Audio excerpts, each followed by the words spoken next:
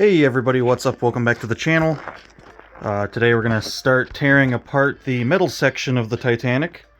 And I'm just going to go over a couple things on this section before we start tearing it apart. Just making sure that I kind of remember some of my alterations. Kind of redid some of the flooring in this upper area where the cargo's loaded. Made sure there's like visual floor down in that area. Didn't really add too much detail-wise up top. Not too much different from the actual build itself. I think I might have changed one or two of the railings for some different parts, but really not too much. The most notable thing is the other half of the engine room that I did here. It is a little dark, but you guys can see in there, I made a basically another half of the engine room just for some more detail. The engines slide in there really nice, and it if you guys have built this ship or you've seen it built, you know that this is just kind of a large cavity that goes a ways in there, and it's visually it's not very nice. Not too much detail. So the first time that I had built this ship, I actually included this engine room, and then the last time that I rebuilt the ship, I kind of added a little bit more detail and made it look a little bit better with some of the walkways, the stairs, railings, and stuff like that. So of course we'll be rebuilding that whole area, so I got to try to make note of what I have changed there, so that way I don't forget anything. Same thing with all these various levels of the rooms. Got to make sure I keep those changes correct. All my areas where my windows are blocked out, if I remember correctly in the Lego build, these windows are an area where you can look through and kind of see some more brighter color builds. Same thing with these windows too. All these are blocked out. And then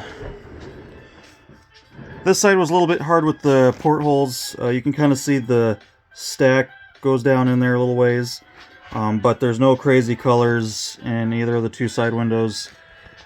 So basically like a utility area. You can see a little in, but not too crazy. And then of course all the windows in that deck there have all been blocked out. So we're not getting any crazy colors. You guys can see the white backgrounds on all the side portholes there. Basically, when I take this apart, I'm going to do exactly what I did with the bow. I'm going to try to save as much as possible. So these big side cover plates, I'm going to save those.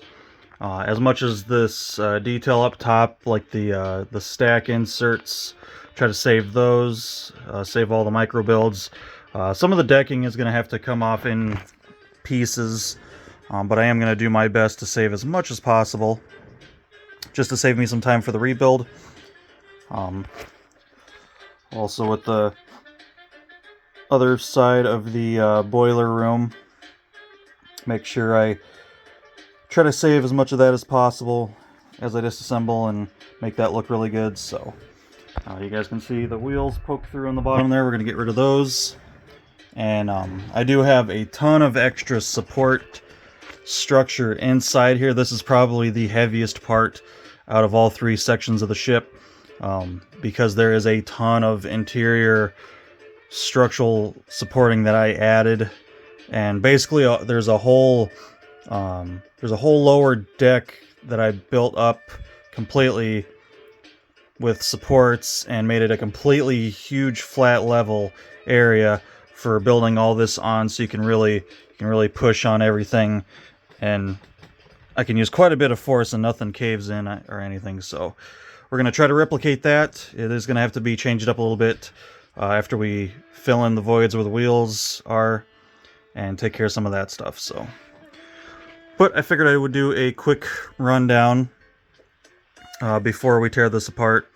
I might do another little video kind of once I get everything stripped off and show some of the things I have going on here that's a little different.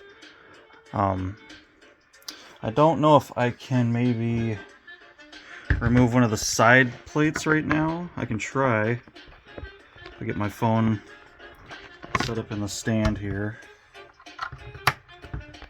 I'll see if I can get one of those, at least one side off here for you guys, so that way you can kind of see what I got going on in here. And I like the way these are built because they're just they're one big section. I don't think I'll be able to pull that off though, because this yellow line right here actually attaches to parts of those, so I actually need to take all the stacking off, get all that off up to that point so that I can just pull these off. So won't be able to do that on camera, but I can flip it up right now and show you guys where the wheels are. So you guys can see these are steer wheels, so they actually left a pretty big void in the bottom there. So we'll have to fill all that back in. Basically build the bottom,